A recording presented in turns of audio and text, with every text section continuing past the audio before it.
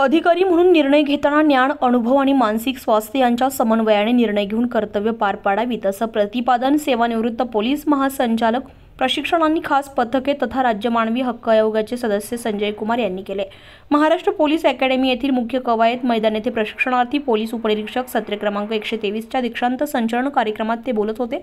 यावेळी upper police महासंचालक प्रशिक्षण आणि खास पथके राजकुमार भटकर, महाराष्ट्र पोलीस प्रबोधिनीचे संचालक राजेश कुमार, उपसंचालक सेवा अंतर्गत प्रशिक्षण अनिता पाटील, विशाल गायकवाड, सचिन गारे, प्रदीप जाधव यांच्यासह महाराष्ट्र पोलीस प्रबोधिनीचे सर्व पोलीस अधिकारी, अंमलदार आणि प्रशिक्षणार्थींचे कुटुंबीय मोठ्या संख्येने उपस्थित होते। सेवानिवृत्त पोलीस महासंचालक संजय कुमार प्रशिक्षण पूर्ण करणाऱ्या अधिकाऱ्यांना मार्गदर्शन करताना म्हणाले, या ठिकाणी देण्यात येणाऱ्या प्रशिक्षणाचा योग्य वापर समाजहितासाठी करण्यात यावा। सायबर क्षेत्रात वाढत असणाऱ्या आव्हानांना सामोरं जाण्यासाठी सजगतेने काम करावं, तसेच येणाऱ्या निवडणुकांमध्ये चांगलं काम करून आपल्या कामाचा ठसा उमटवावा। शारीरिक स्वास्थ्य हीच खरी संपत्ती आहे, हेच लक्षात ठेवून मेहनतीने आपली कर्तव्ये पार पाडावीत, असंही त्यांनी यावेळी सांगितलं। यावेळी महाराष्ट्र प्रबोधिनीचे संचालक राजेश कुमार यांनी सर्व प्रशिक्षणार्थींना पद आणि गोपनीयतेची शपथ दिली आहे, तसेच अहवाल वाचन केले।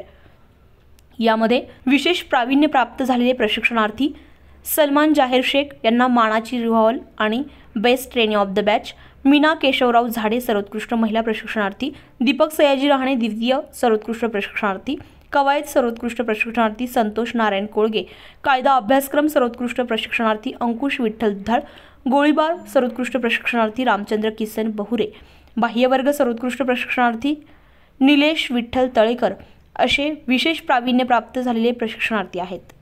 द हिंद न्यूज साठी सतीश रुपवते, नाशिक।